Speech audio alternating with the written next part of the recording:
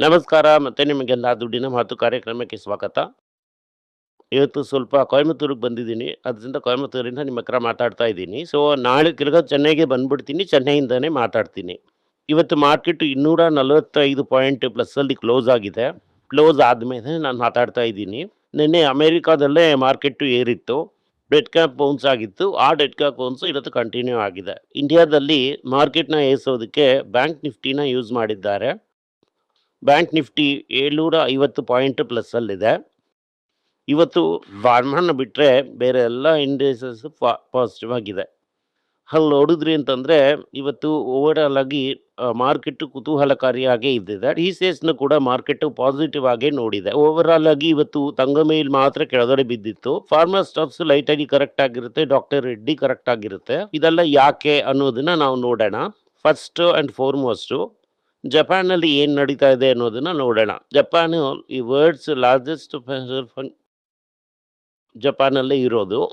ಇಲ್ಲಿಯವರೆಗೂ Japanese pension funds ಜಪಾನಲ್ಲಿ invest ಮಾಡ್ದಂಗೆ ಹೊರದೇಶದಲ್ಲಿ invest ಮಾಡ್ತಾ ಇದ್ರು. ಈ ಬೇರೆ ಊರುಗಳಲ್ಲಿ ಇನ್ವೆಸ್ಟ್ ಮಾಡಿ ಆ ರಿಟರ್ನ್ಸ್ನ ಇಲ್ಲಿಗೆ ತಗೊಂಡು ಬರ್ತಾ ಇದ್ರು. ಯಾಕೆ ಅಂತಂದರೆ ಇಲ್ಲಿ ಜಾಪನೀಸ್ ಈಲ್ಡು 0 ಆಗಿತ್ತು.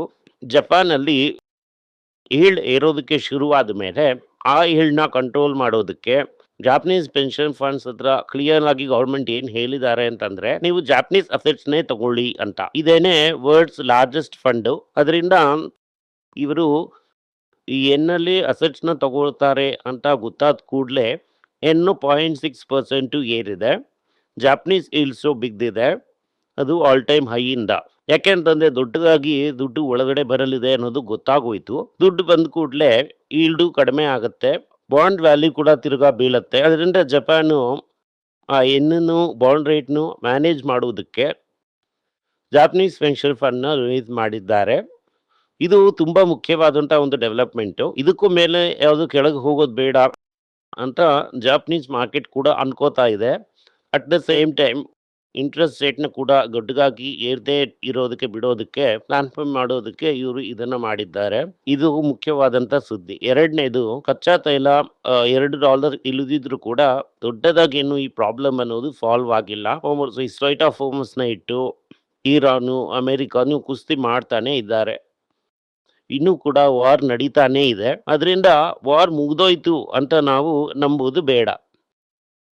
ಇದರಿಂದ ಫರ್ಟಿಲೈಸರ್, ಹಾಸ್ಟ್ರಿಕ್ಸ್, ಟೈರು, ಪೇಂಟು ಯಾವುದೆಲ್ಲ ಇವರು ಇನ್ಪುಟ್ ಕರೆಕ್ಟಾಗಿ ಯೂಸ್ ಮಾಡ್ತಾ ಇದ್ದಾರೋ ಅದೆಲ್ಲ ಇನ್ಪುಟ್ ಕರೆಕ್ಟಾಗಿ ಜೊತೆಯಲ್ಲಿ ಯೂಸ್ ಮಾಡ್ತಾ ಇದ್ದಾರೋ ಅದೆಲ್ಲ ಪ್ರಾಬ್ಲಮ್. ಯೂರಿಯಾ ಎಲ್ಲ ಡೈರೆಕ್ಟಾಗಿ ಮ್ಯಾನುಫ್ಯಾಕ್ಚರ್ ಮಾಡಿ ಕಳಿಸ್ತಾ ಇದ್ದಾರೆ. ಅದರಲ್ಲಿ ಕೂಡ ಪ್ರಾಬ್ಲಮ್ ಬರುತ್ತೆ. ಸೊ ಇದು ಓವರ್ ಆಲ್ ಆಗಿ ಇನ್ಫ್ಲೇಷನ್ನ ಏರ್ಸುತ್ತೆ. ಇನ್ಫ್ಲೇಷನ್ ಏರ್ಸೋ ತರ ಒಂದು ಸಿಚುವೇಶನ್ ಇದ್ರೆ ಅಮೆರಿಕಾದಲ್ಲಿ ಬಡ್ಡಿ ಅನ್ನೋದು ಜಾಸ್ತಿ ಆಗುತ್ತೆ. ಅಮೆರಿಕಾದಲ್ಲಿ ಈ ಬಡ್ಡಿ ದರ ಏರೋದು ಖಂಡಿತ ಅಂತ ಆಗೋಯ್ತು ಅಂತಂದ್ರೆ ಇಲ್ಲಿಂದ ಇನ್ನೂ ದುಡ್ಡು ಹೊರಗಡೆ ಹೋಗುತ್ತೆ. ಮಾರ್ಕೆಟ್ಟು ಪ್ರೆಷರಲ್ಲಿ ಇರುತ್ತೆ. ಅದರಿಂದ ಮಾರ್ಕೆಟ್ಗೆ ಪಾಸಿಟಿವ್ ಕೇಸ್ ಸಿನಾರಿಯೋನೇ ಅದರಿಂದ ಏನು ಕಂಡು ಹಿಡಿಯೋದಕ್ಕೆ ಆಗ್ತಿಲ್ಲ. ಕಂಡು ಹಿಡಿದ್ರೆ ಮೊದಲು ನಾನು ನಿಮ್ಗೆ ಹೇಳ್ತೀನಿ. ಯಾಕೆ ಇದು ಹುಡುಕ್ತಾ ಇದ್ದೀನಿ ಅಂತಂದರೆ, ತುಂಬ ಜನ ಇಲ್ಲಿಂದ 40% ಹೋಗುತ್ತೆ ಮಾರ್ಕೆಟ್ಟು, 50% ಹೋಗುತ್ತೆ ಅಂತೆಲ್ಲ ಹೇಳ್ತಾ ಇದ್ದಾರೆ. ಆ 40-50% ಹೋಗೋದಕ್ಕೆ ಸಾಧ್ಯತೆಗಳಿಲ್ಲ ಅನ್ನೋ ಥರನೇ ನನಗೆ ಈಗ ಕಾಣ್ತಾ ಇರೋದು. ಇವತ್ತು ಗೋಲ್ಡು ಸ್ವಲ್ಪ ಏರಿದೆ, ₹100 ಅಷ್ಟು ಏರಿದೆ. 13,400 ಹತ್ರ 22 ಕ್ಯಾರೆಟ್ ಬಂದಿದೆ. ಬೆಳ್ಳಿ ಓವರ್ ಆಲ್ ಆಗಿ ಇಳಿದಿದೆ. ಬಟ್ ಇಂಡಿಯಾದಲ್ಲಿ ಇರುವಂಥ ಪ್ರೈಸು ಡಿಸ್ಟಾರ್ಟೆಡ್ ಪ್ರೈಸು. ಯಾಕೆ ಅಂತಂದರೆ ಗೌರ್ಮೆಂಟು ಬೆಳ್ಳಿನ ಒಳಗಡೆ ಬಿಡ್ತಾ ಇಲ್ಲ. ಸೊ ಫ್ಯೂಚರ್ಸ್ ಮಾರ್ಕೆಟ್ಗೂ ಆ್ಯಕ್ಚುಯಲ್ ಸ್ಪಾಟ್ ಮಾರ್ಕೆಟ್ಗೂ ದೊಡ್ಡ ವ್ಯತ್ಯಾಸ ಇದೆ. ಸೊ ಆರ್ಟಿಫಿಷಿಯಲ್ ಆಗಿ ಗೋಲ್ಡು ಸಿಲ್ವರ್ನ ಇಂಪೋರ್ಟ್ನ ಸಪ್ರೈಸ್ ಮಾಡುವಾಗ ಕಷ್ಟ ಆಗ್ತಾ ಇದೆ. ಗೋಲ್ಡ್ನ ಈಸಿಯಾಗಿ ಪ್ಯಾಕೆಟಲ್ಲಿ ಹಾಕೊಂಡು ತೊಗೊಂಡು ಬಂದುಬಿಡ್ಬೋದು. ಸಿಲ್ವರ್ನ ಆ ರೀತಿ ತೊಗೊಂಡು ಬರೋದಕ್ಕೆ ಆಗಲ್ಲ. ಸಿಲ್ವರ್ ಸ್ಮಗ್ಲಿಂಗ್ ಡೆಫಿನೆಟ್ಲಿ ಮೋರ್ ಕಷ್ಟ. ಸೊ ಇದೇನೇ ಈಗ ಗೋಲ್ಡ್ನ ಸ್ಥಿತಿಗತಿ. ಗೋಲ್ಡು ಕರೆಕ್ಟ್ ಆಗೋದಕ್ಕೆ ಸಾಧ್ಯತೆಗಳು ಪ್ರಕಾಶಮಾನವಾಗಿದೆ. ಇನ್ನು ಕೂಡ ಮಾರ್ಕೆಟಲ್ಲಿ ಇನ್ಫ್ಲೇಷನ್ ಏರ್ತು ಅಂತಂದರೆ ಗೋಲ್ಡು ಡೆಫಿನೆಟ್ ಆಗಿ ಕಡಿಮೆ ಆಗುತ್ತೆ. ಅದರಿಂದ ಸ್ವಲ್ಪನೇ ನೀವು ತಗೋತಾನೆ ಹೋಗಿ. ಅನ್ಲೆಸ್ ನಿಮ್ಮ ಮನೇಲಿ ಏನೋ ಮ್ಯಾರೇಜು ಫಂಕ್ಷನ್ ಈ ಥರ ಏನಾದ್ರು ಇದ್ದರೆ, ಇಲ್ಲ ಅಂತಂದರೆ ಬಲ್ಕ್ ಆಗಿ ತಗೋಬೇಡಿ. ಹಾಗೆ ತಗೊಂಡಿದ್ರು ಕೂಡ ಭಯ ಪಡಬೇಡಿ.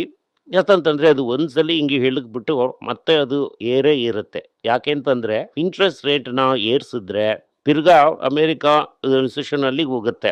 ಅದರಿಂದ ಇಂಟ್ರೆಸ್ಟ್ ರೇಟ್‌ನ ತಿರ್ಗಾ ಕಟ್ ಮಾಡಬೇಕು. ಅದರಿಂದ ಲಾಂಗ್ ಟರ್ಮ್‌ನಲ್ಲಿ ಗೋಲ್ಡ್ ಖಂಡಿತವಾಗ್ಲೂ ಇರುತ್ತೆ. ಇದು gold, rupee action international market ಏನಾಗುತ್ತೆ ಅಂತ. ಇವತ್ತು ನಾವು ನೋಡ್ಬೇಕಾಗಿರುವಂತದ್ದು TCS results. TCS results flat ಆಗಿತ್ತು. ರೂಪಾಯಿ ರೆವೆನ್ಯೂ ಒಂದು 15% ಏರಿತ್ತು. ಪ್ರಾಫಿಟ್ ಅದಕ್ಕಿಂತ ಕಡಿಮೆ ಏರಿದೆ. 6% ಏನೋ ಏರಿದೆ ಪ್ರಾಫಿಟ್. 5.5% 6% ಏನೋ ಏರಿದೆ. ಟಾಟಾ ಕನ್ಸಲ್ಟಿಂಗ್ ಸರ್ವಿಸಸ್ ಅಲ್ಲಿ ₹100 ಡಿವಿಡೆಂಡ್ ಇದೆ. ಭವಿಷ್ಯ ಕಾಲದಲ್ಲಿ ಡಿವಿಡೆಂಡ್ ಕಡಿಮೆ ಆಗೋದಕ್ಕೆ ಒಂದು ಪಾಸಿಬಿಲಿಟಿ ಇದೆ. ಓವರ್ ಆಲ್ ಟಾರ್ಗೆಟ್ 5 ಲಕ್ಷ ಜನ, 5 ಲಕ್ಷ ಜಾಕ್ಪಾಟ್ ಅಂತ ಎನ್ ಚಂದ್ರಶೇಖರ್ ಹೇಳಿದ್ದಾರೆ. ಆ ರೂಟಲ್ಲೇ ಇದು ಹೋಗ್ತಾ ಇದೆ. ಈ ಸಲ ಪ್ರಾಫಿಟ್ ಕಡಿಮೆ ಆಗಿದೆ, ನೆಟ್ ಮಾರ್ಜಿನ್ ಕಡಿಮೆ ಆಗಿದೆ ಅಂತ ಹಲವರು ಹೇಳ್ತಾ ಇದ್ದಾರೆ. ಅದಾಗಿ ಮೇಯ್ನ್ ಆಗಿ ಒನ್ ಟೈಮ್ ಕಾಸ್ಟ್ ತುಂಬಾನೇ ಇದೆ. ಎಸ್ಪೆಷಲಿ ಒಂದು ಸೆಟಲ್ಮೆಂಟ್ ಕಾಸ್ಟು, ಅವ್ರ ಕೇಸ್ ಸೋತರು, ಆ ಫೈನ್ ಕಟ್ಟಿದ್ದು ಅದೆಲ್ಲಾನು ಇದೆ. ಅದಾದ್ಮೇಲೆ ಮ್ಯಾನೇಜ್ಮೆಂಟ್ ಒಂದು ವಾರ್ನಿಂಗ್ನ ಕೊಟ್ಟಿದ್ದಾರೆ. ಇನ್ ಫ್ಯೂಚರ್ ಡಿವಿಡೆಂಟ್ ಇಷ್ಟೆಲ್ಲ ಕೊಡೋದಕ್ಕಾಗಲ್ಲ. ಯಾಕೆ ಅಂತಂದ್ರೆ ನಾವು ಎ ಇನ್ವೆಸ್ಟ್ ಮಾಡಬೇಕು. ಇನ್ವೆಸ್ಟ್ಮೆಂಟು ನಮಗೆ ಜಾಸ್ತಿ ಅವಶ್ಯಕತೆ ಇರೋದ್ರಿಂದ ಡಿವಿಡೆಂಟ್ ಪೇಔಟ್ ಕಡಿಮೆ ಆಗಿರುತ್ತೆ. ಆ ದುಡ್ಡನ್ನ ನಾವು ಟ್ರೈನಿಂಗ್ಗೆ ಇನ್ವೆಸ್ಟ್ ಮಾಡ್ತೀವಿ ಅಂತ ಹೇಳಿದ್ದಾರೆ. ಈ ಸಲ ಅವರ $3.26 ಬಿಲಿಯನ್ ಆನ್ಯುರೈಸ್ಡ್ ಎ ರೆವೆನ್ಯೂ ಬಂದಿದೆ. ಎ ರೆವೆನ್ಯೂ ಫಾಸ್ಟಾಗಿ ಅಪ್ರೂವ್ ಆಗ್ತಾ ಇದೆ. ಆದರೆ ಈ ಥರ ಒಂದು ಕಂಪನೀಸ್ ಸೈಜಲ್ಲಿ ಅಟ್ಲೀಸ್ಟ್ ಒಂದು $10 ಬಿಲಿಯನ್ $15 ಬಿಲಿಯನ್ ಬಂದಿಲ್ಲ ಅಂತಂದರೆ ಎ ಫ್ರಂಟಲ್ಲಿ ಬರೋದಕ್ಕಾಗಲ್ಲ. ಸಿ-ಎಸ್ ಆಗೋದಕ್ಕೆ $15-20 ಬಿಲಿಯನ್ ಒಂದು ವರ್ಷಕ್ಕೆ ಎನಲ್ಲಿ ಇವರು ಮಾಡಬೇಕು. ಇದೇನೇ ಎಗೆ ಇವರು ಮಾಡಿದಂಥ ವಿಷಯ. ಸೊ ಇದರಿಂದ ಈಗ ಏನಾಗುತ್ತೆ ಅಂತಂದರೆ ಎ ಏರ್ತಾ ಇವರು ಇನ್ವೆಸ್ಟ್ಮೆಂಟ್ನ ಮಾಡ್ತಾರೆ. ಡಿವಿಡೆಂಟ್ ಕಡಿಮೆ ಆಗುತ್ತೆ. ಬೇರೆ ಕಂಪನಿ ಟಾಟಾ ಕಂಪನೀಸ್ಗಳು ಇವೆಲ್ಲ ಸೇರಿ ಈ ಡಿವಿಡೆಂಟ್ ಶಾಲು ಮಾಡಬೇಕು. ಇದನ್ನು ಬಿಟ್ಟರೆ ಬೇರೆ ದಾರಿ ಇಲ್ಲ. ಸೊ ಇವತ್ತು ಆ್ಯಕ್ಚುಲಾಗಿ ನೋಡಿದ್ರಿ ಅಂತಂದರೆ ಕಲ್ಯಾಣ್ ಜುವೆಲ್ಲರ್ಸು ಏರಿದೆ, ಇವತ್ತು ಕೂಡ ಏರಿದೆ. ಸೊ ಇಲ್ದಿರೋದಂಥದ್ದು ಅಕ್ಯುಮುಲೇಟಿವ್ ಆಗಿ 32% ಇವಿ. ಯಾಕೆ ಅಂತಂದರೆ ಇದನ್ನು ನೀವು ಟೈಟನ್ ಜೊತೆ ಕಂಪೇರ್ ಮಾಡೋದು ತಪ್ಪು ಅನ್ನೋದನ್ನು ಮಾರ್ಕೆಟ್ ಅರ್ಥ ಮಾಡ್ಕೊಂಡಿದೆ. ಟೈಟನ್ ಅಂತ ಅನ್ನೋದು ಒಂದು multi brand, multi segment player. ಇವರು ಓನ್ಲಿ ಒಂದು ಗೋಲ್ಡ್ ರಿಲೇಟೆಡ್ ಪ್ಲೇಯರು ಅನ್ನೋದನ್ನ ಈಗ ಮಾರ್ಕೆಟು ಸ್ಪಷ್ಟವಾಗಿ ಅರ್ಥ ಮಾಡ್ಕೊಂಡಿದೆ. ಅದರಿಂದ ಇವತ್ತು ಮಾರ್ಕೆಟಲ್ಲಿ ಕಲ್ಯಾಣ್ ಜುವೆಲ್ಲರ್ಸು ಏರಿದೆ. ಸ್ಯಾಮ್ಸಂಗಲ್ಲಿ ಏನು ನ್ಯೂಸ್ ಬಂದಿದೆ ಅಂತಂದರೆ ಇಂಡಿಯಾ ಬಿಸ್ನೆಸ್ನ ಕಂಪ್ಲೀಟ್ ಆಗಿ ರೀಸ್ಟ್ರಕ್ಚರ್ ಮಾಡಿ ಫ್ರೆಶ್ ಆಗಿ ಮಾಡಲಿದ್ದಾರೆ ಅಂತ ಹೇಳಿದ್ದಾರೆ. ಏನಂತಂದ್ರೆ ಸ್ಟಾಫ್ನ ಫ್ರೆಶ್ ಆಗಿ ತಗೋತಿದ್ದಾರೆ. ಎಲ್ ಜಿ ಅಲ್ಲಿ ಅವರು ಕನ್ಸ್ಯೂಮರ್ ಎಲೆಕ್ಟ್ರಾನಿಕ್ಸ್ ಮಾಡದೇ ಇರುವಂತದ್ದು ಅವರಿಗೆ ಒಂದು ಬೇಜಾರಿದೆ. ಆ ಬೇಜಾರನ್ನ ಇಲ್ಲಿ ಸರಿ ಮಾಡ್ಕೊಳ್ಳಲಿದ್ದಾರೆ. ಅವರಿಗೆ ಒಂದು ಬೇಜಾರಿದೆ, ಆ ಬೇಜಾರನ್ನ ಅವರು ಇಲ್ಲಿ ಈಗ ಸರಿ ಮಾಡಿಕೊಳ್ಳಲಿದ್ದಾರೆ. ಅಮರರಾಜ, ಎಕ್ಸೈಡ್ ಇದೆಲ್ಲ ಏರಿದೆ. ಯಾಕೆಂತಂದ್ರೆ ಪ್ರೊಟ್ಯೂಸಿಫಿಕಲ್ brand critical battery making plant ದೇಕು ಮಿಷನರಿಗೆ ಡೇಟಾ ಮಿಷನರಿ ಈ ಕಸ್ಟಮ್ ಡ್ಯೂಟಿ ಇನ್ಫ್ಲೇಷನ್ ಇನ್ನೂ ಸ್ವಲ್ಪ ಎಕ್ಸಮ್ಷನ್ನು ಇನ್ನೂ ಸ್ವಲ್ಪ ದಿನ ಮಾಡೋದಕ್ಕೋಸ್ಕರ ಒಪ್ಕೊಂಡಿದ್ದಾರೆ ಗೌರ್ಮೆಂಟು. ಅದರಿಂದ ಇದರಲ್ಲಿ ಒಂದು ಇಂಪ್ರೂವ್ಮೆಂಟು, ಇದರಲ್ಲಿ ಒಂದು ಸೆಂಟಿಮೆಂಟ್ ಇಂಪ್ರೂವ್ಮೆಂಟ್ಗೆ ಇದು ಒಂದು ಒಳ್ಳೆ ಸುದ್ದಿ. ಓವರಾಲ್ ಆಗಿ ನೋಡಿದ್ರಿ ಅಂತಂದ್ರೆ ಈಗ ಮುತ್ತೂಟ್ ಫೈನಾನ್ಸು ಮಣಪುರಮು ಕೆಳಗಡೆ ಇಳಿದ್ರೆ, ಮಣಪುರಮು 250ಕ್ಕಿಂತ ಕೆಳಗಡೆ ಹೋಯ್ತು, ಮುತ್ತೂಟು $2,000 ಕೆಳಗಡೆ ಹೋಯ್ತು. ಸೊ ಇದೆಲ್ಲ ಕನ್ಸಿಡರ್ ಮಾಡೋದಕ್ಕೆ ಒಂದು ಒಳ್ಳೆ ಆಪರ್ಚುನಿಟಿ ಆಗಿ ನಾವು ನೋಡ್ಬೇಕಾಗತ್ತೆ. ಡಾಕ್ಟರ್ ರೆಡ್ಡಿ ಇವತ್ತು ಕೂಡ 2% ಬಿದ್ದಿದೆ. ಯಾಕೆಂತಂದ್ರೆ ಒಂದು ಸೆಮಿಗ್ಲೂಟೈಡ್ ಅಲ್ಲಿ ಒಂದು ಪ್ರಾಡಕ್ಟ್ನ ಒಂದು ಆಕ್ಟಿವ್ ಇಂಗ್ರೀಡಿಯೆಂಟು ಅದಕ್ಕೆ ಪ್ರಾಬ್ಲಮ್ ಆಗಿದೆ. ಆ ಪ್ರಾಬ್ಲಮು ರೆಕ್ಟಿಫೈ ಆಗೋವರೆಗೂ ಅವರ ಮ್ಯಾನುಫ್ಯಾಕ್ಚರಿಂಗ್ ಇದು ಡೆಫಿನೆಟ್ ಆಗಿ 8 ತಿನ್ನತ್ತೆ. ಇದೇ ಸಮಯದಲ್ಲಿ ಫೆಡರಲ್ ಬ್ಯಾಂಕ್ಗೆ BBB ಇನ್ವೆಸ್ಟ್ಮೆಂಟ್ ರೇಟಿಂಗ್ನ ಕೊಟ್ಟಿದ್ದಾರೆ. ಇದರಿಂದ ಅವರ ಫಂಡ್ ರೈಸಿಂಗು ಈಸಿ ಆಗುತ್ತೆ. ಹೊರದೇಶದಲ್ಲಿ ಕೂಡ ಅವರಿಂದ ಡಾಲರ್ನಿಂದ ಫಂಡ್ ರೈಸ್ ಮಾಡೋದಕ್ಕಾಗತ್ತೆ. ಸೌತ್ ಇಂಡಿಯನ್ ಬ್ಯಾಂಕ್ಗೆ ಒಂದು ಶುಭ ಸುದ್ದಿ. ಮಾರ್ಕೆಟು ನಿನ್ನೆ ಬಿದ್ದಿದ್ರು ಕೂಡ ಈ ಮೋಹನ್ ಬಾಯ್ ಅಂತನವ್ರನ್ನ ಕೆನರಾ ಬ್ಯಾಂಕಿಂದ ಇಲ್ಲಿ MD ಅಂಡ್ CEO ಆಗಿ ಹಾಕೋದಕ್ಕೆ ಒಪ್ಕೊಂಡಿದ್ದಾರೆ. ಅದಕ್ಕೆ ರಿಸರ್ವ್ ಬ್ಯಾಂಕು ಪರ್ಮಿಷನ್ನ ಕೊಟ್ಟಿದೆ. ಆದಷ್ಟು ಬೇಗ ಸೆಪ್ಟೆಂಬರ್ 31 ಒಳಗಡೆ ಅವರು ಟೇಕ್ ಓವರ್ ಮಾಡ್ಕೋತಾರೆ ಅಂತ ಹೇಳ್ತಾ ಇದ್ದಾರೆ. ಅವರು ಒಬ್ಬ ಗೋಲ್ಡ್ ಲೋನ್ ಸ್ಪೆಷಲಿಸ್ಟು. ಅದು ಬ್ಯಾಂಕ್ಗೆ ಡೆಫಿನೆಟ್ ಆಗಿ ಹೆಲ್ಪ್ ಮಾಡುತ್ತೆ. ಇದೇನೇ ಇವತ್ತಿನ ಮುಖ್ಯ ಸುದ್ದಿ. ಇದರಲ್ಲಿ ಈ ಗೋಲ್ಡು ಕಲ್ಯಾಣ ಅದಾದ್ಮೇಲೆ ಬೇರೆ ಸುದ್ದಿಗಳನ್ನೂ ಸಹ ನೋಡಿದ್ರಿ. ಓವರ್ಆಲ್ ಆಗಿ ಮಾರ್ಕೆಟಲ್ಲಿ ಚಿಟ್ಫಾಲಿ ಮುಗಿದಿದೆ. ಈಗ ಮಾರ್ಕೆಟ್ ಮತ್ತೆ ಡೈವರ್ಸಿಫೈ ಆಗಿ ಬೇರೆ ಸೆಕ್ಟರ್ಗಳ ಕಡೆಗೆ ಹೋಗ್ತಾ ಇದೆ. ಈ ಚಿಟ್ನ ಕರೆಕ್ಷನ್ ಇನ್ನು ದೊಡ್ಡದಾಗಿ ಡೆಫಿನೆಟ್ ಆಗಿ ಆಗ್ಬೋದು. ಆದರೆ ಇದು ಗೋವರ್ನ ಎಂಡ ಅಂತ ಕೇಳಿದ್ರೆ ಇನ್ನೂ ನನಗೆ ಗೊತ್ತಿಲ್ಲ. ಡೀಟೇಲ್ ಆಗಿ ಬಂದ ಮೇಲೆ ಹೇಳ್ತೀನಿ. ಧನ್ಯವಾದಗಳು.